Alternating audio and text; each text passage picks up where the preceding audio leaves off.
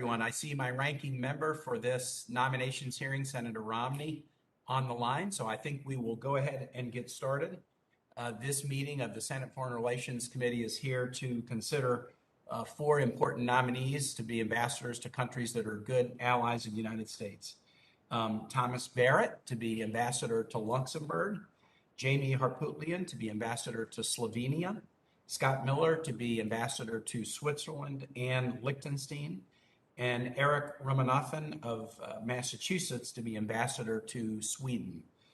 I want to congratulate each of you on your nominations to these important posts. I know a couple of you pretty well. Mayor Barrett, it's really good to see you in particular. And I want to thank you for your willingness to serve and also the willingness of your families to have you serve. This is a family challenge and a family sacrifice and also a family opportunity. I have four distinguished Senate colleagues who will each introduce one of the nominees, Senators Baldwin, Graham, Hickenlooper, and Markey.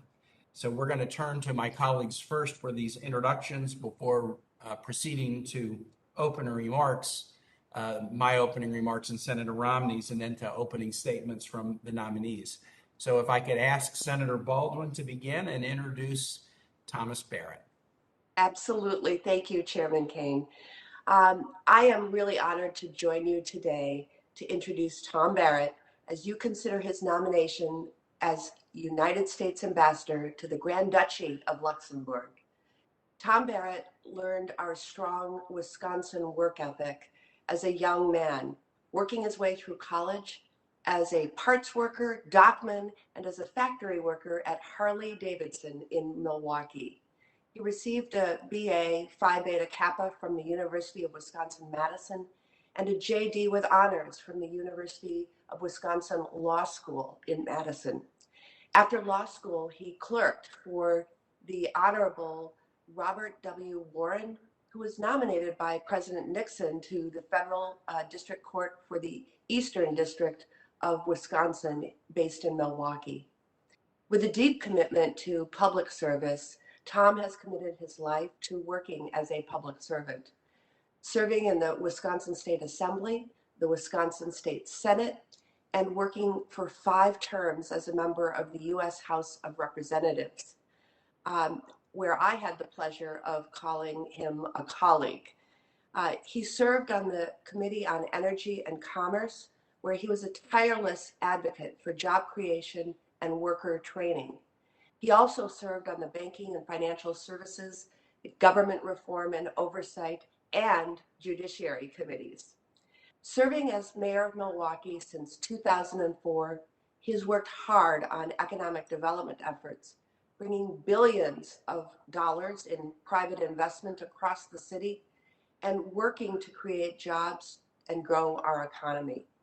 In addition to spearheading multiple clean, green initiatives in the city to clean up rivers, parks, and brownfields, he has led the Great Lakes mayors in both Canada and the United States as chair of the Great Lakes and St. Lawrence Cities Initiative.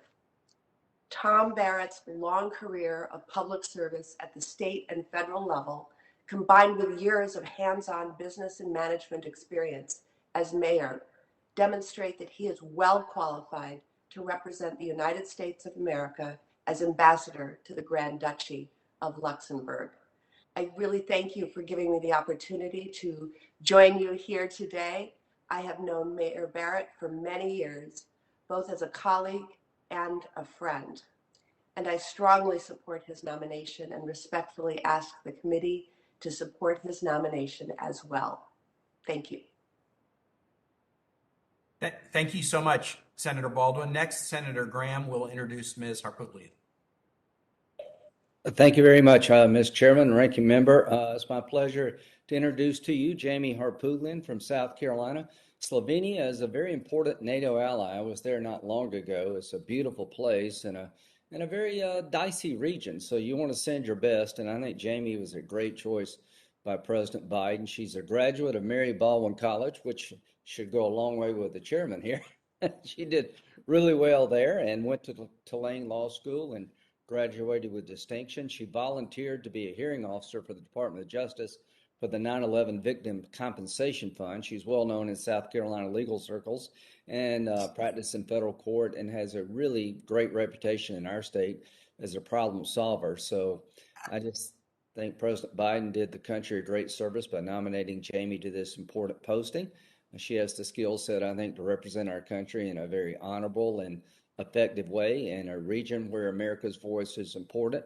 Russia's up to no good all over that part of the world, and with Jamie there, she'll keep an eye on the Russians and be a good ally to our friends in Slovenia. So I completely, wholeheartedly support her, and I know that she has the support of people all over my state. She'll do a great job for us. So Jamie, congratulations, and hope you get through this thing quickly, and I'll come see you. Thank you. Thank you so much, Senator Graham. Next, if Senator Hickenlooper is on, he will introduce Mr. Miller. Do I see Senator Hickenlooper? I do not. So what I'll do is I'll go to Senator Markey. Senator Markey is going to introduce Mr. Ramanathan. Ed, please unmute.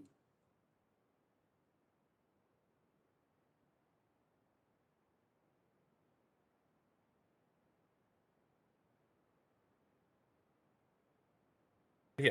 Okay. Sorry. Yeah. Can you hear me now? Okay. Beautiful. Thank you, Tim.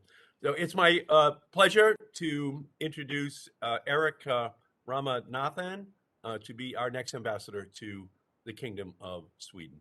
Eric grew up in Western Massachusetts, the son of public school teachers. And while New York is Eric's native home, Massachusetts is where he studied and spent much of his professional life and is his adopted home.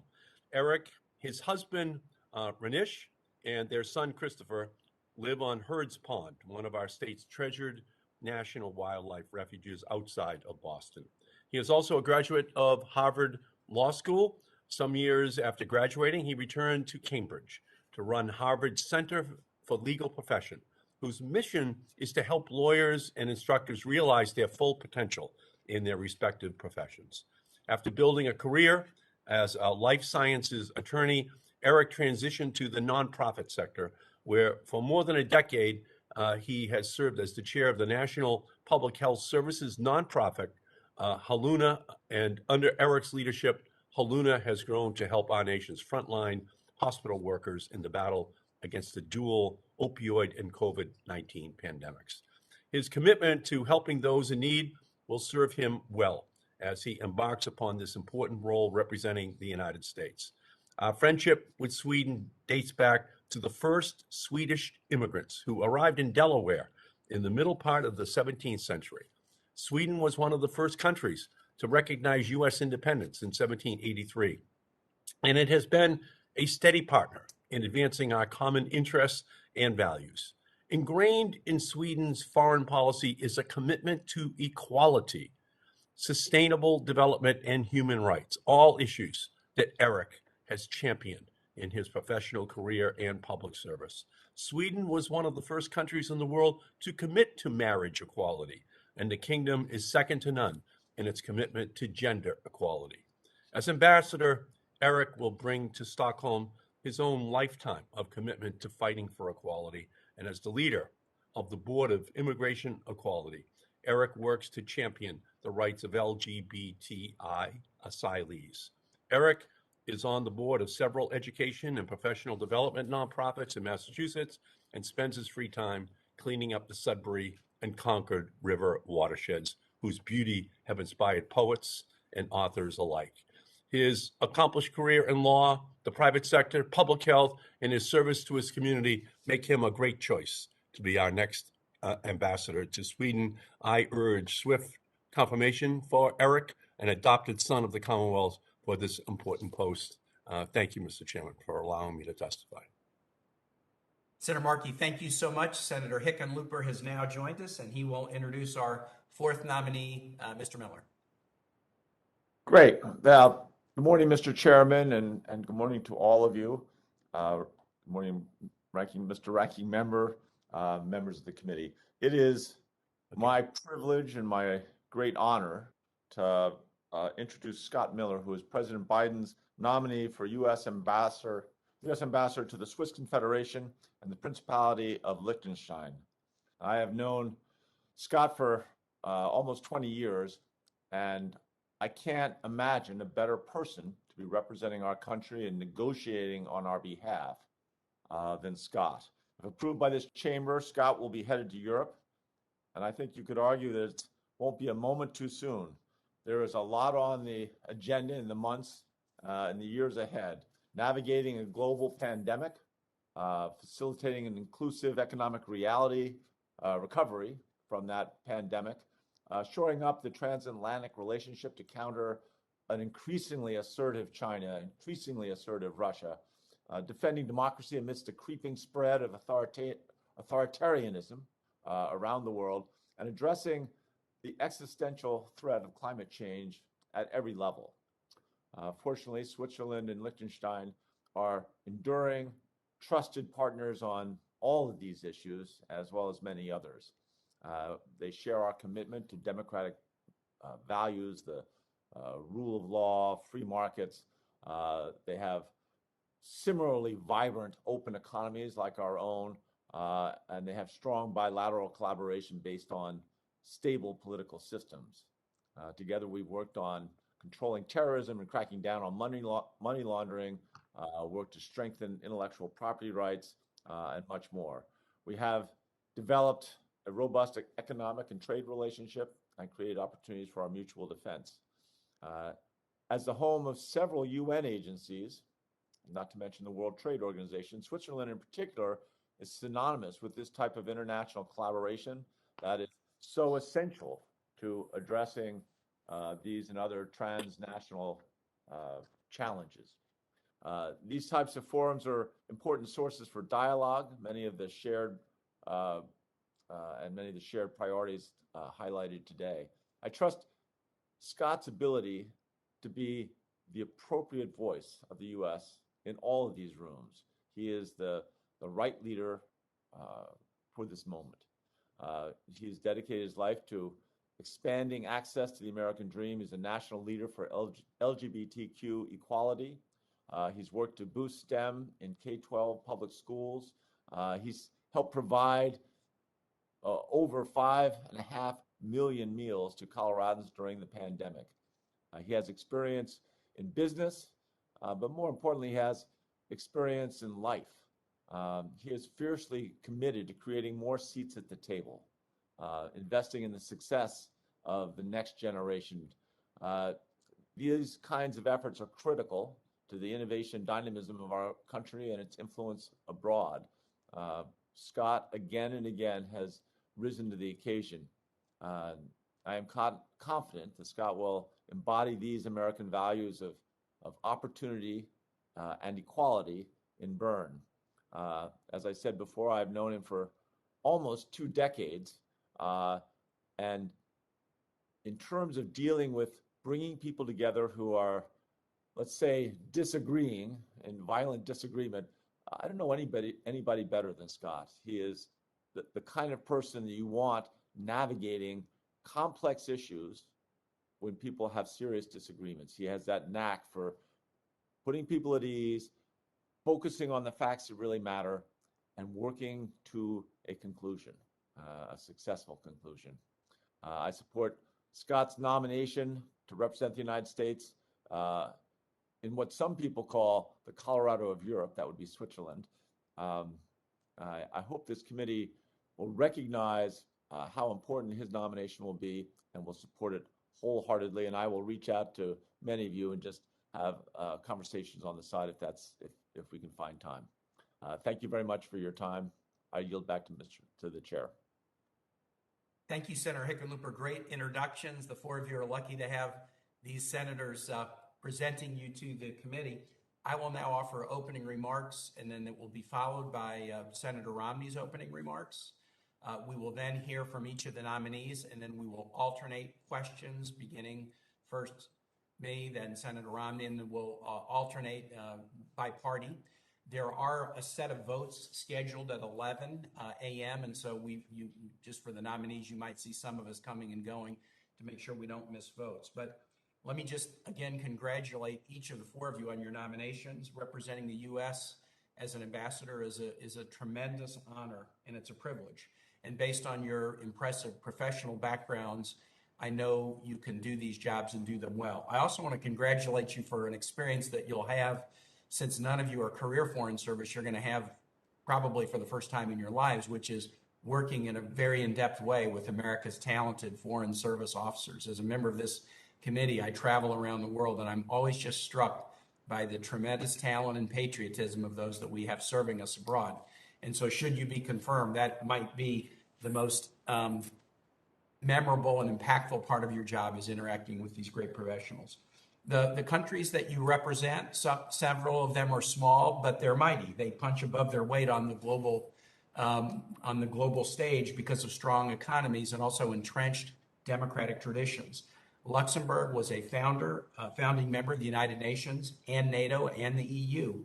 Due to the strength of its economy and financial sector, it's a critical partner in economic efforts, including efforts to counter money laundering, tax evasion, and terrorism.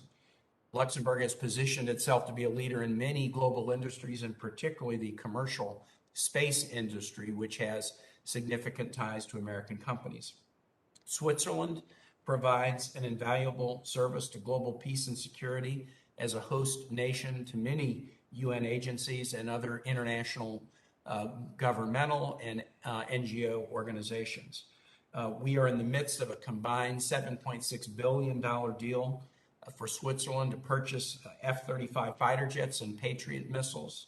Switzerland has a long non-aligned tradition, but it also is a partner in global security efforts, which we appreciate. The cooperation of neighboring Liechtenstein is also very crucial to this issue of addressing international tax evasion. So the combined mission of Switzerland and Liechtenstein is very important. Slovenia is approaching 20 years as a member of both NATO and the EU. Its economic and democratic gains during that time are a strong demonstration of the value of transatlantic integration and cooperation.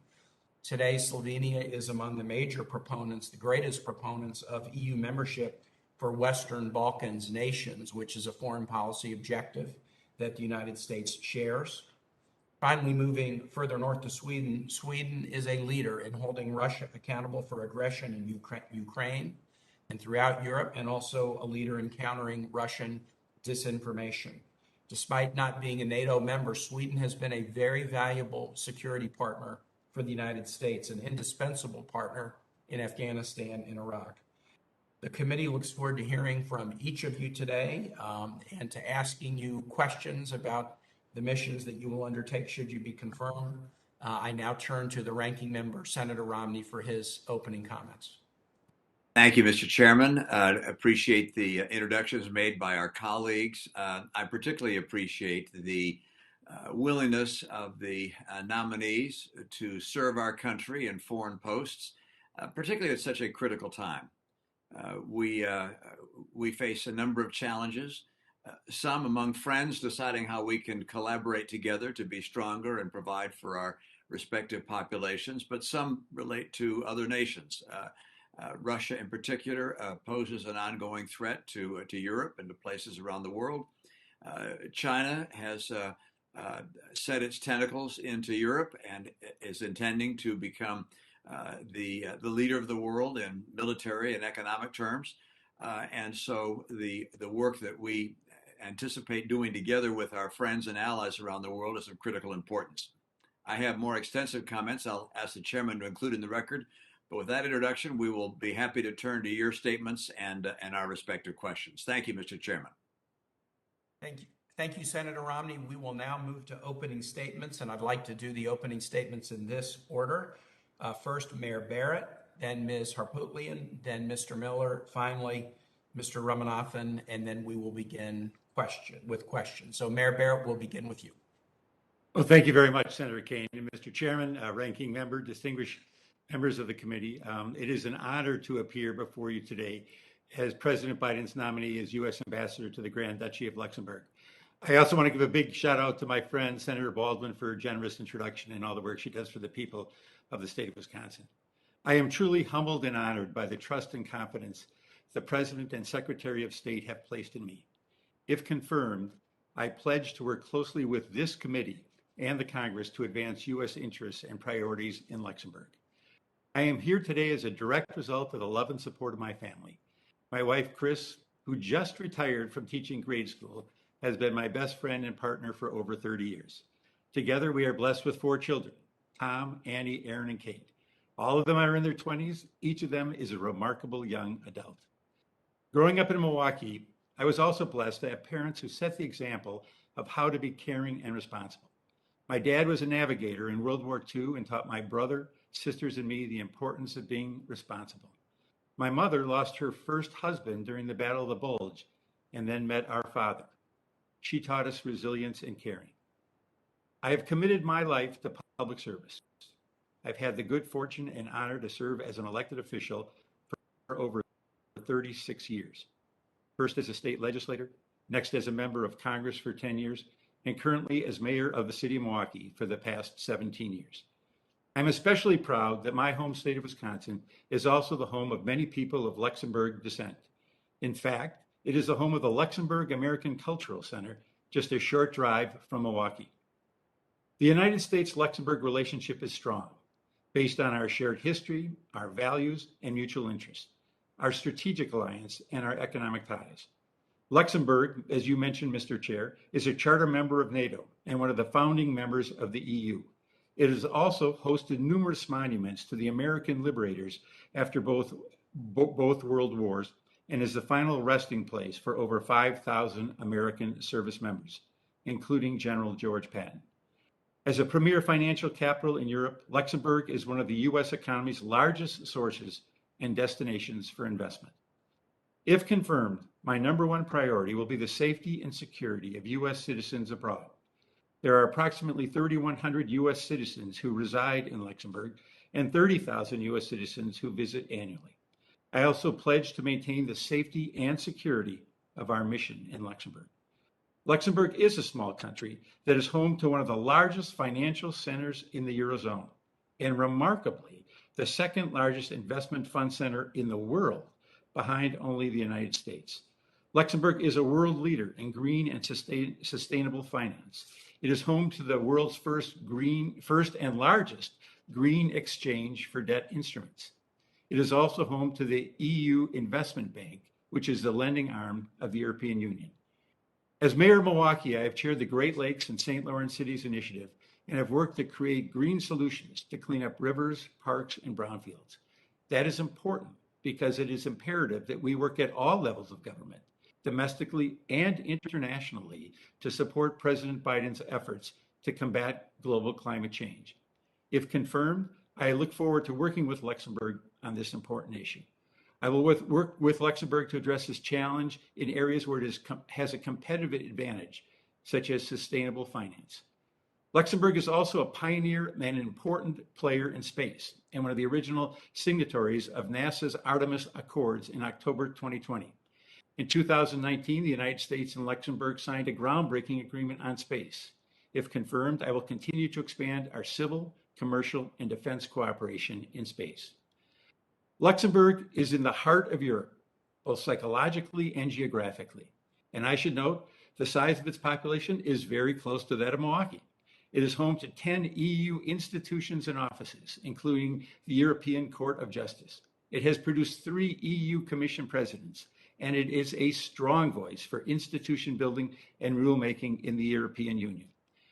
President Biden has emphasized the importance of our transatlantic relations and working with those who share our values.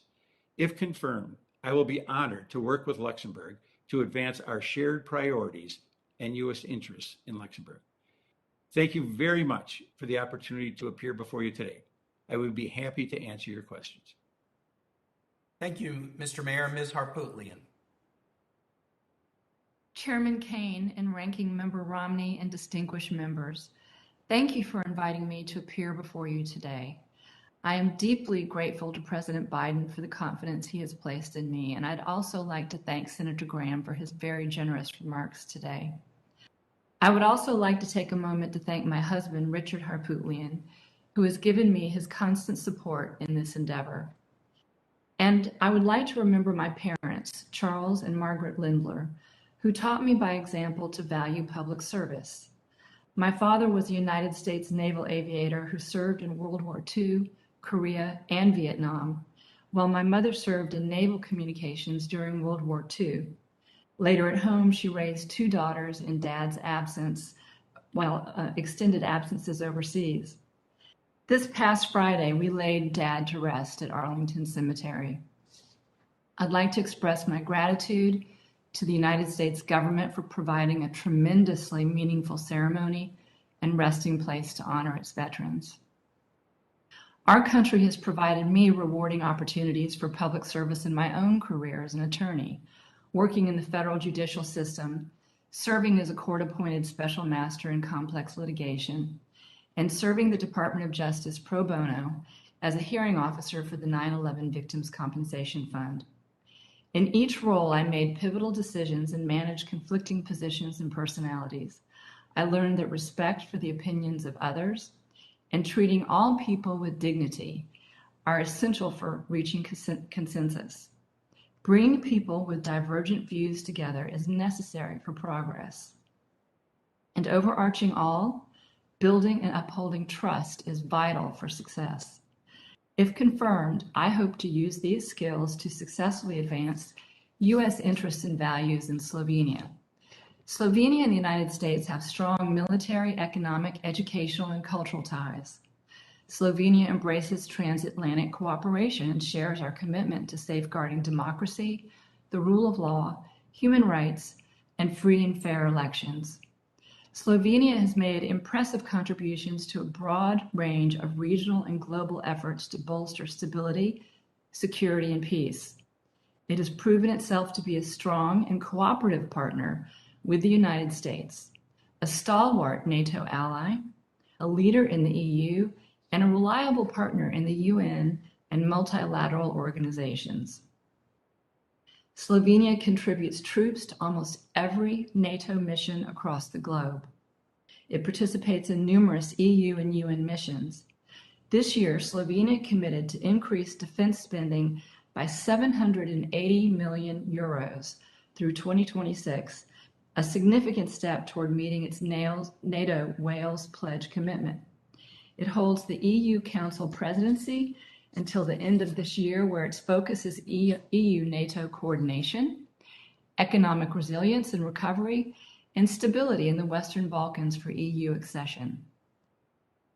To confront the security challenges of Russian and People's Republic of China, strategic investments in Central Europe's energy, transport, and digital infrastructure, Slovenia shares our goals for strategic nuclear energy cooperation, protecting 5G communications networks, developing alternative infrastructure and renewable energy sources, and adopting a foreign direct investment screening mechanism. Slovenia welcomed the United States' return to the Paris Agreement and the Biden-Harris administration's re-engagement on global climate change.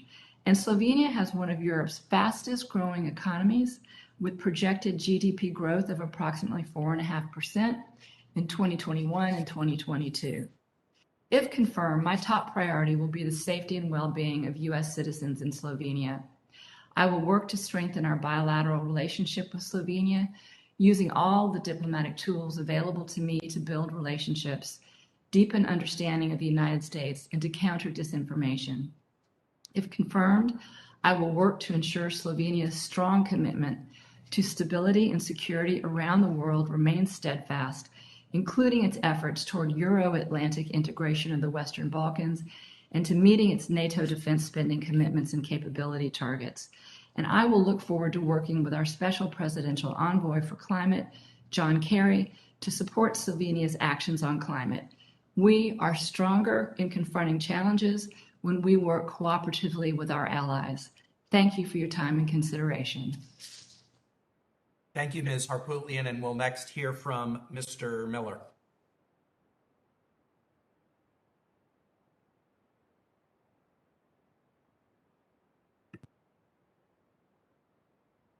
You need to unmute, Mr. Miller.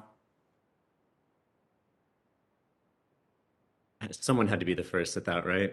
And you won't be the last either. Apologies.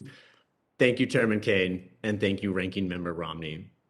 I would also like to thank my dear friend, Senator Hickenlooper, for his introduction. You are not only an exceptional friend, but you were a terrific mayor and governor, and I'm so proud to call you my senator. To each member of the committee, please accept my gratitude for the privilege of speaking with you today as the President's nominee to be the next United States ambassador to both the Swiss Confederation and the Principality of Liechtenstein. I am grateful to President Biden and Secretary Blinken for their confidence in my ability to serve in this role, and will work on behalf of our great country and to represent the interests of the American people. If I'm privileged enough to do so with the confidence of this committee, it would be the greatest honor of my life. I would like to thank my entire family, and while he won't enjoy me singling him out, I'm so proud to be joined today by my husband, Tim Gill, albeit virtually. He's no doubt wincing right now as he's watching, as he enjoys attention and praise about as much as a root canal. But without Tim's love and support, and without his tireless work on behalf of LGBTQ people everywhere, I would not be sitting in front of this committee today. A lifetime of experience has prepared me for this moment. I worked as a banker at UBS and a management consultant at Accenture. I also joined my husband, Tim, as co-chair of the Gill Foundation, where together, and with so many others, we have advocated for the full equality of all Americans. In our home state, we have devoted considerable resources and effort to enhance the lives of our fellow Coloradans through STEM education, public broadcasting, and programs to fight food insecurity. Over the course of my career in finance, philanthropy, and civil rights advocacy, I've learned the importance of nurturing friendships and building coalitions, and to view those with whom I may disagree with today as future friends and partners tomorrow. If confirmed, I vigorously look forward to applying this principle to America's relationships with Switzerland and Liechtenstein to the benefit of all three. To that end, I'd like to outline 4 policy priorities that will guide my work as U.S. Ambassador to Switzerland and Liechtenstein if confirmed. My top priority will be ensuring the safety and well-being of Americans in Switzerland and Liechtenstein, as well as the broader mission community. 2, to deepen ties and cooperation through the lens and application of our core values, including support for democracy, respect for universal human rights, and the promotion of peace and security. 3, to increase support for the United States and our policies through active engagement with both host governments and civil society, as well as through educational, cultural, and people-to-people ties and exchanges. 4, to grow our already strong economic and commercial relationship to advance America's competitive advantage in both countries. I believe we have untapped potential to gain greater access for American products to the Swiss and Liechtenstein markets. If confirmed, I would work hard to realize that potential. I'd like to take a moment to say that growing up as a shy kid on the Western Slope of the great state of Colorado, being in this remarkable place today would have been impossible to imagine. Indeed, that young boy too often felt, as many LGBTQ kids often do, that there was no place for him. I'm here today thanks to countless heroic Americans who dedicated their lives to ensuring that someone like me could grow up to enjoy all the promises and responsibilities of this wonderful country. And I want to pledge to this committee and to the American people that if confirmed, the security and vital national interests of the United States and its citizens would be my priority. I would work tirelessly to further deepen and enhance our bilateral relationships with Switzerland and Liechtenstein, and I would look for every opportunity to increase trade, foster development, and promote cultural exchanges and understanding between our nations. I would pursue all this work shoulder to shoulder with the remarkable and very talented U.S. Foreign Service officers and local embassy staff in Bern, who have already done so much to advocate on behalf of the United States and who could not be praised enough for their dedication and public service. And if confirmed, I would proudly serve the United States with integrity, humility, and compassion.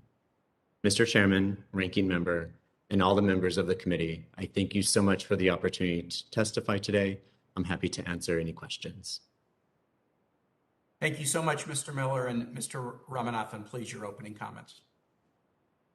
Thank you, Mr. Chairman, ranking member, and distinguished members of the committee. It is a privilege to appear before you.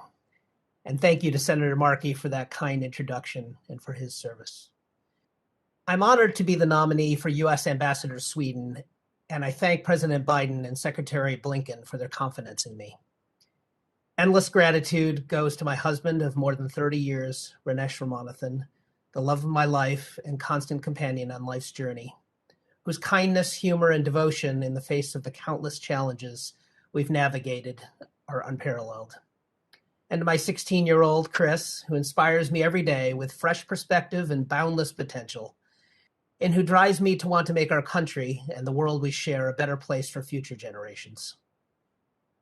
With Chris's future in mind, I made the decision 15 years ago to pivot from a successful private sector career in law and life sciences to a portfolio of service roles where I felt I could have a larger scale impact. Combining my fire-tested corporate and legal experience with lessons learned fighting for the civil rights and well-being of the LGBTQ and HIV-positive communities, I reckoned that I could be an effective leader bringing stakeholders from disparate backgrounds together in pursuit of bigger missions.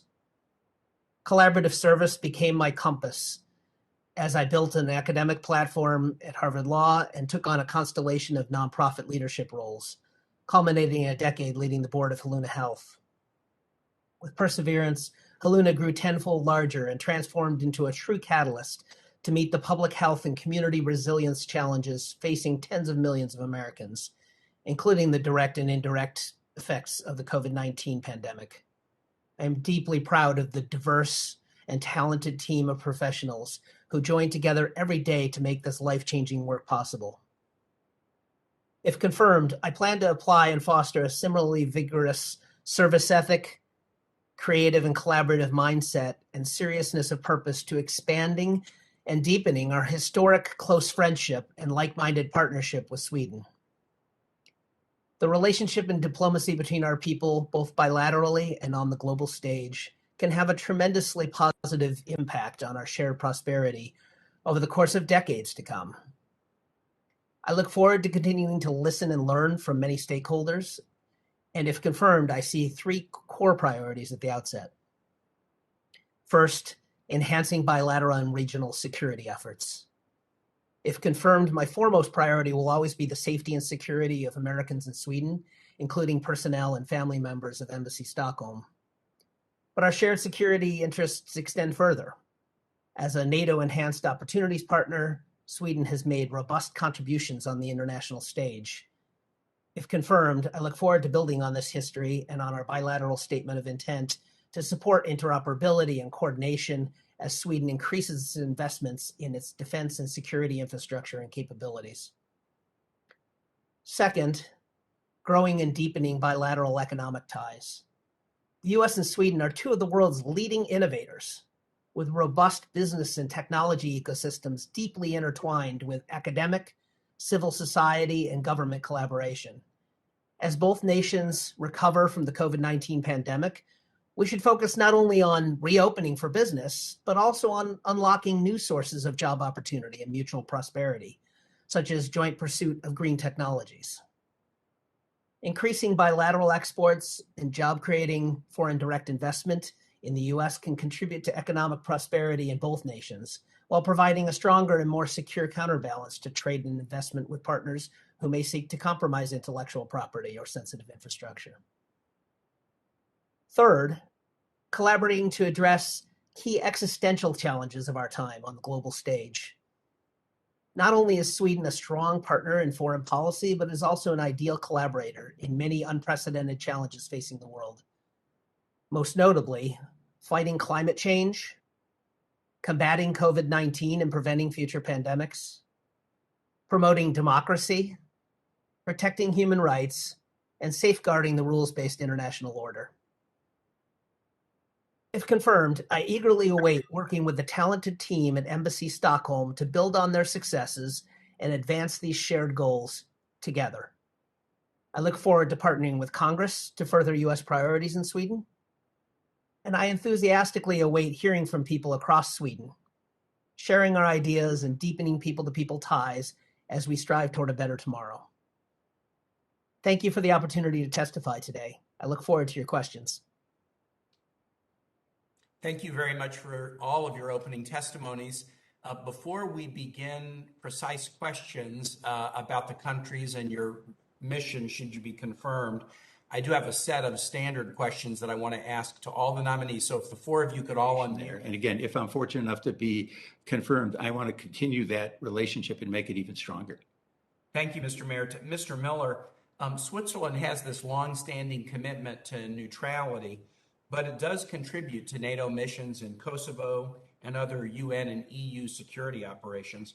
How do you evaluate Swiss contributions to international security, and what might you do to encourage them, consistent with their own domestic traditions, to take an even more forward-leaning role? Thank you, Mr. Chairman. I think we know that Switzerland is clear-eyed when it comes to their approach in dealing with other nations and what they're doing around the world, and that they have a keen interest in making sure to address any threat to the international order. Both Switzerland and Liechtenstein are committed allies. I'm very lucky, if confirmed, to step into this role of having not only a partner in these missions, but to be able to have the high-level discussions that we're able to have with both Switzerland and Liechtenstein, and our work broadly in Europe. Thank you. Ms. Harpootlian, you talked in your opening testimony about Slovenia's commitment to greater defense investment. They have one of the lowest levels of investment in terms of GDP percentage of NATO allies. They have indicated a desire to ramp up that investment. Does that defense modernization plan present opportunities for the United States and U.S. companies? I'm unmuted. Thank you for the question, Senator, and I appreciate the opportunity to address it. Slovenia, this past year, they have increased their defense spending by 780 million euros, and that is a significant increase from any of the prior years. So I feel as if we're making progress in the right direction. If I am confirmed, I will continue to push Slovenia to meeting those goals.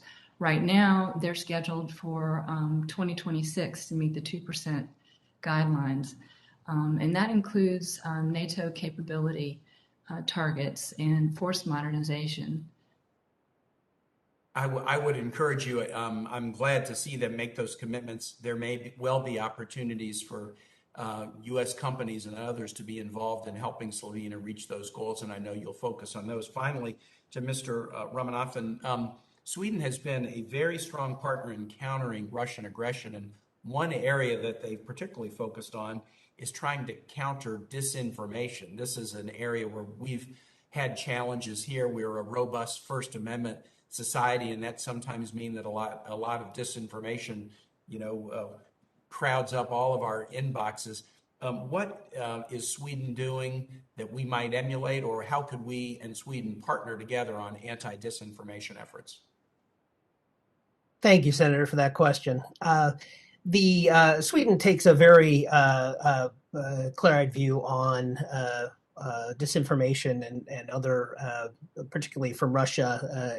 There has been increased malign activity relating to disinformation and misinformation campaigns. They have a whole of government approach to combating disinformation, and we coordinate with Sweden on monitoring and pushing back on those kind of campaigns. If confirmed, I look forward to continuing to collaborate on monitoring and pushing back on disinformation campaigns, and also on using public diplomacy and interacting with media, both traditional and social media, and in-person conversations, of course, with the people of Sweden to ensure that our messages and priorities are clear, and that too can be a way of pushing back on disinformation. Thank you for that answer, Senator Romney. Thank you, Mr. Chairman. Mayor Barrett, a number of us were concerned as we saw that Luxembourg signed on to the Belt and Road initiative that China has been promoting throughout the world. And I'm interested in your perspective, if you have that at this stage, about what the status of that is in Luxembourg, and what you think our objectives might be with regards to communicating with Luxembourg on that topic, and perhaps encouraging them to take a course which is less favorable to China. Well, Senator Romney, thank you for that question. And I hope I got the gist of it. My technology is a little sketchy right now, but it sounded like you were asking about the Belt and Road Initiative and the fact that Luxembourg has signed on to it, which it has, in fact, one of the few Western European countries that has done so.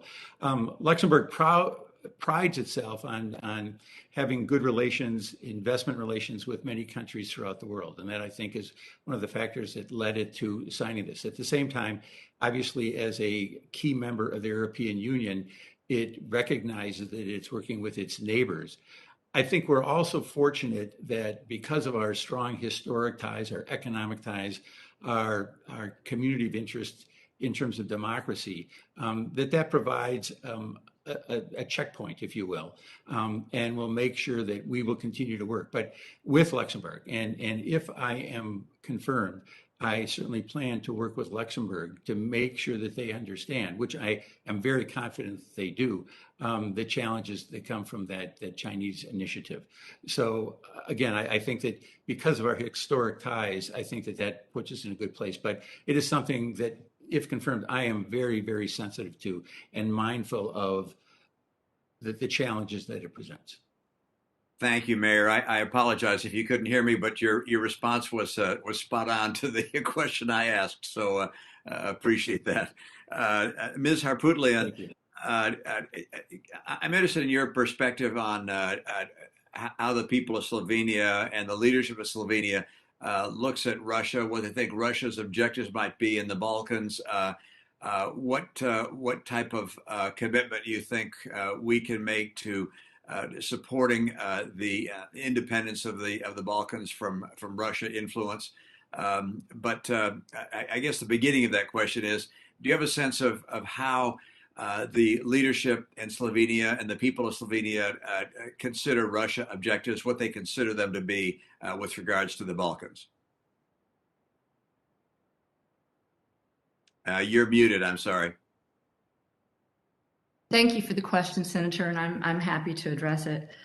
So I first want to point out that Slovenia is a very strong NATO ally, and it shares our democratic values and interests. Slovenia's heart is in the West, and that's something it's important to remember that when we're talking about Russia and China engagement. The fact is that Russia and Slovenia do have an active economic relationship, and they have cultural ties and diplomatic ties, and they've engaged in high-level visits.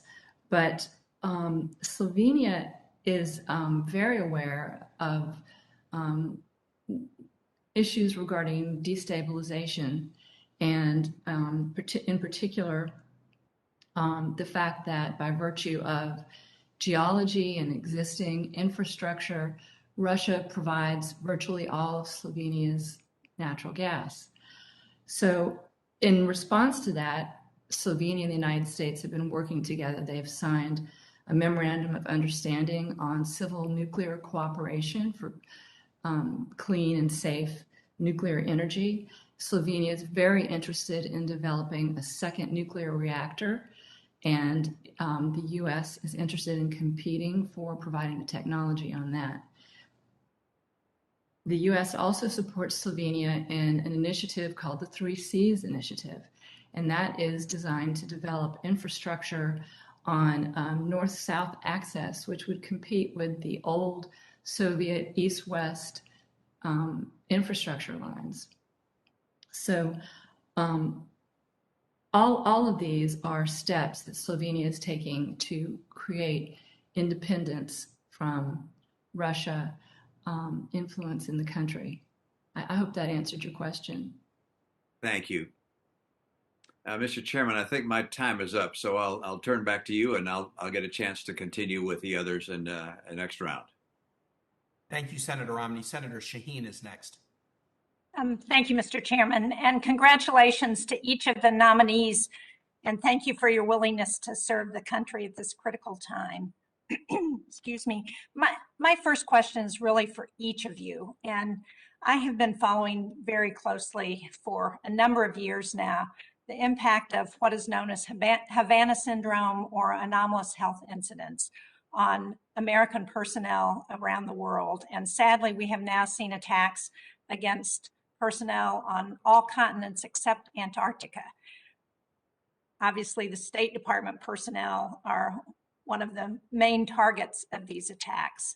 So I want to ask each of you, because I understand that the State Department includes a briefing on AHIs as part of the ambassadorial seminar program that you're required to attend. So I want to ask each of you if confirmed, you will commit to attending the ambassadorial seminar on AHIs and seek a classified briefing with the State Department once you are confirmed. If I could just have everyone respond either positively or negatively to that. Absolutely, yes. Yes. Yes, I will. Thank you. That was a good leading question. You all passed with flying colors. Ms. Harpootlian, I want to start with you on another issue because I think Slovenia, I chair the European Affairs Subcommittee of Foreign Relations, and I think Slovenia is a beautiful country, and of all of the countries in the Balkans that made up the former Yugoslavia, Slovenia has done probably the best job, at least it's been the most successful in integrating with the West and the EU. But I fear now that we are beginning to see some backsliding in Slovenia, and there are recent developments that may curtail the full and free operation of an independent media and civil society there. So can you talk about how you will approach this issue with Bratislava and how you will connect what might happen there with that backsliding to the potential for Russia and China to make inroads in Slovenia?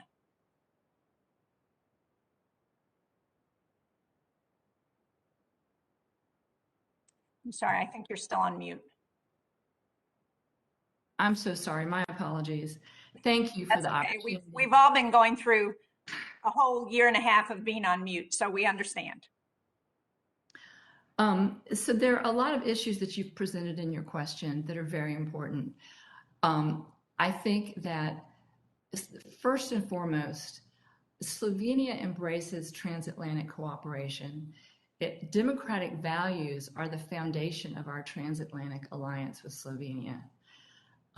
In Slovenia, there are multiple parties. It's a multi-party system with a well-entrenched system of checks and balances. It's unlikely that in Slovenia you would ever have one party taking control. Right now, there are 9 parties sitting in parliament. You mentioned Bratislava, but in Ljubljana, I think that the focus is wanting to be a good member of NATO, a good member of the EU, where, as you are well aware, Slovenia currently holds the EU Council presidency. And it's working toward accession of the Western Balkan states into the EU, which, if that happens, they have to pass certain thresholds for the Copenhagen criteria in order to, demonstrate that they are stable democracies, that they have freedom of the press, they respect human rights. And Slovenia is working very hard on those issues and pushing for the EU accession. It won't happen anytime soon, but by striving to create stable democracies in those countries, I think that we are going to combat the issues that you've raised. Thank you, and thank you for correcting my misspeaking on Bratislava rather than Ljubljana. But if confirmed, I will support Slovenia in its efforts to support democracy throughout the region. And I look forward to having the opportunity to do that. Thank you. Mr. Chairman, I know I'm almost out of time, but I'd really like to ask Mr. Ramanathan a question about Sweden, because as we know, competition in the Arctic is becoming even more critical today. And we're seeing increasing incursions by Russia into the Arctic. And so what I would like to know is, if confirmed, Mr. Ramanathan, how you will engage not just in Sweden, but within the State Department and with ambassadors for the other Arctic nations about the role of the United States and how we can cooperate with our allies in the Arctic. Thank you, Senator, for that question. Of course, Sweden, like the United States, is an Arctic nation, and we are represented together on the Arctic Council, which is the premier forum for governance around Arctic issues, ranging from environment, sustainable development of the Arctic, scientific research, and so forth. You also referred to territorial buildups by Russia, or military buildups by Russia.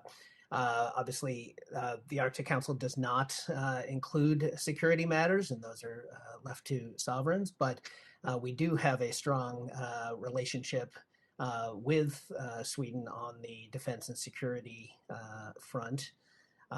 If confirmed, I look forward to collaborating with Sweden on our continued efforts towards interoperability and coordination on defense activities under both our bilateral agreement as well as their NATO Enhanced Opportunities Partner status, and addressing these issues going forward. Thank you. Thank you, Mr. Chairman. Absolutely. Unless I think Senator Young was next in the queue, but I'm not sure he is currently signed on. Senator Young, are you with us? If not, Senator Van Hollen, you're up next. Thank you, Mr. Chairman, and congratulations to all of you on your nominations. Mr. Miller, a couple questions about Swiss practices when it comes to banking and bank secrecy and other issues. As you know, Switzerland is the world's largest offshore financial center, managing about a quarter of global cross-border assets, which is, of course, an astounding number. Over the years, issues regarding bank secrecy and taxation have become irritants in U.S.-Swiss relations. How would you assess Switzerland's current compliance with the U.S. Foreign Account Tax Compliance Act and the OECD Automatic Exchange of Information Agreement? Thank you, Senator, and it's good to see you again. My background in finance, and in particular working at UBS, has given me a front row seat to this particular topic. I was lucky enough to work for UBS for a decade, many years ago, but many of this particular topic popped up while there. And what I would like to say is, unfortunately, there were incidents of the past of us not being able to get the information that we wanted as it related to U.S. citizens and their banking in Switzerland. I do believe through a series of actions by the Department of Justice and continued negotiations by Treasury that we do have greater confidence and insight into the foreign into FATCA. I'm trying to not use acronyms, but this is the government. But I do believe we feel very confident in our dealings with Switzerland as it relates to the banks. And I know banks there are anxious to switch from they're currently a tier 2 model where banks report directly to the United States, to switching to a model, a tier 1, that would allow the Swiss government to do the reporting, and in turn would allow reciprocal information to go from the U.S. to Switzerland as well. Got it. I appreciate that. As you know, one of the top priorities of this administration has been to prevent a race to the bottom when it comes to corporate taxation in developed countries. And one of the great success stories, of course, has been the President, Secretary Yellen's ability to get the G20 to adopt the idea of a 15% minimum global corporate tax rate. I saw, Switzerland did sign on in July, but as you well know, the local cantons there have lots of power within Switzerland. How do you assess, how are you going to, if confirmed, use your influence to make sure that Switzerland moves to comply with the goal? Again, thank you, Senator.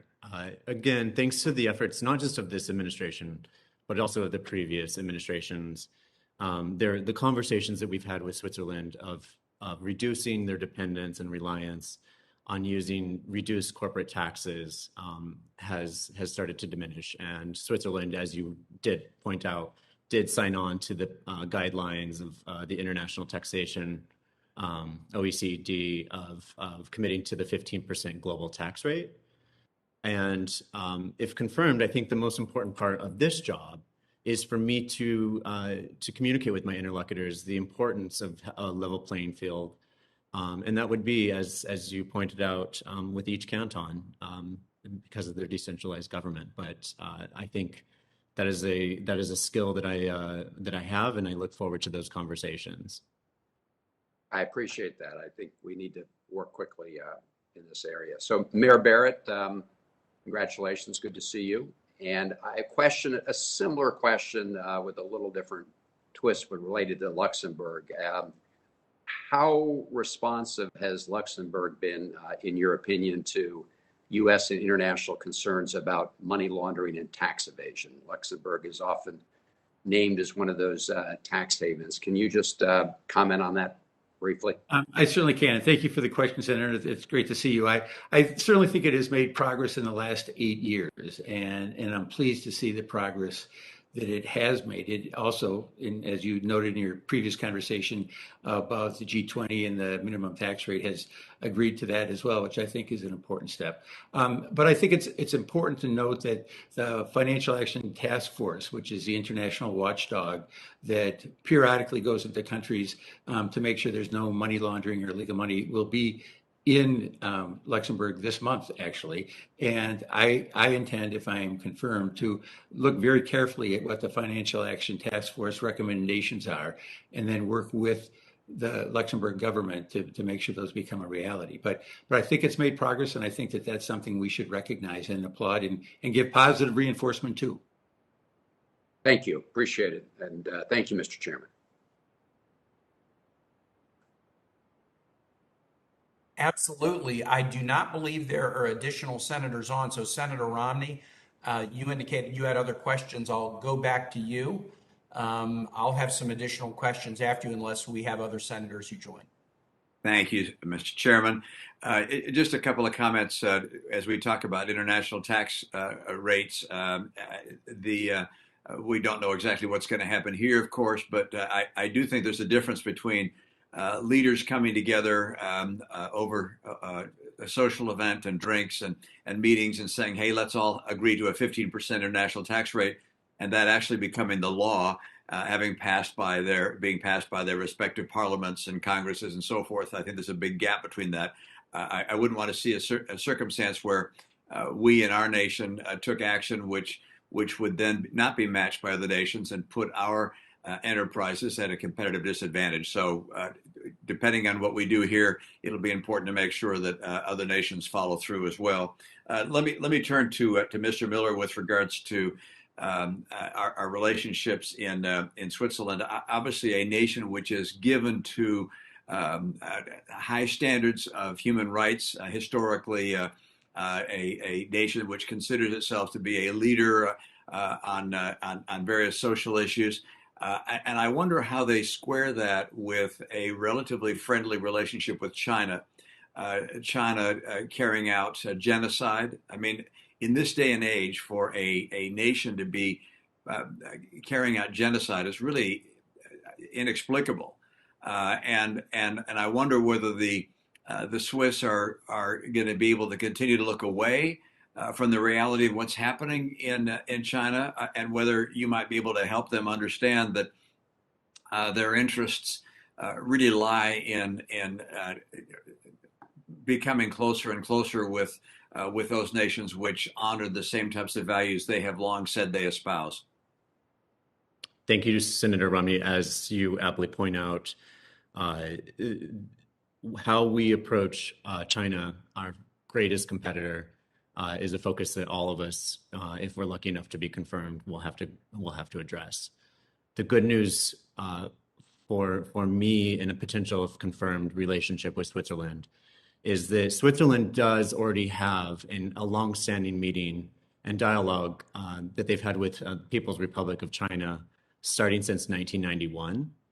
Unfortunately, due to COVID, many of these conversations have been postponed, but also I would like to point out that Switzerland did come out and join the criticism of the situation in Xinjiang and also the Uyghurs, the situation that's obviously happening with the Uyghurs.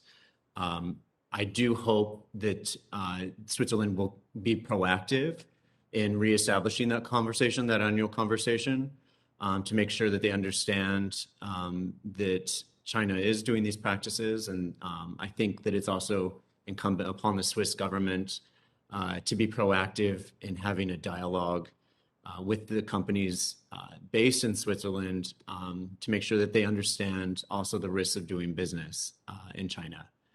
I am fully aware of, and I think we all are on this as we testify today, that the threat that China poses is significant, and we must work with all of our interlocutors on making sure in our meetings that they understand that despite needing the economic relations perhaps with the People's Republic, that it's also still okay to criticize them and hold them accountable and to make sure that we're pushing them to do better every day. Thank you, Mr. Miller. Mr. Ramanathan, Sweden has shown a lot of backbone relative to perhaps other countries in the world as it relates to Russia and to China, for that matter. And China has retaliated against a number of Swedish businesses, Ericsson among others. Do you have a sense of whether there's backsliding on the part of the leadership or the business community in Sweden? Meaning, are the backbones still strong? And how can we encourage them to continue to have the kind of strength they've had in the past? Because we may need to step in and show them that if they're punished by one side, they can be more rewarded by the other. Well, thank you, Senator, for that question. And my sense is that the backbone of Sweden is strong indeed. While they are a trading nation reliant on trade for half of their GDP, they understand and are clear-eyed about what that means with respect to China, the need to protect sensitive infrastructure and intellectual property and the like. You mentioned 5G and Ericsson. Obviously, they, as you may be aware, the administrative courts in Sweden have upheld Swedish regulations banning Huawei and ZTE from Sweden's own 5G build-out, which I think sends an important signal about the continued focus on protecting sensitive infrastructure. Obviously, Ericsson has also invested, opening a new $134 million plant in Texas, working on 5G equipment and other investments in the United States on that front, and we've been a good partner of Ericsson's. So I think these are indications that things are very, very strong. But if confirmed, I look forward to continuing that close dialogue and continuing to ensure that we are creative and collaborative in ways that we find to ensure our mutual security and prosperity.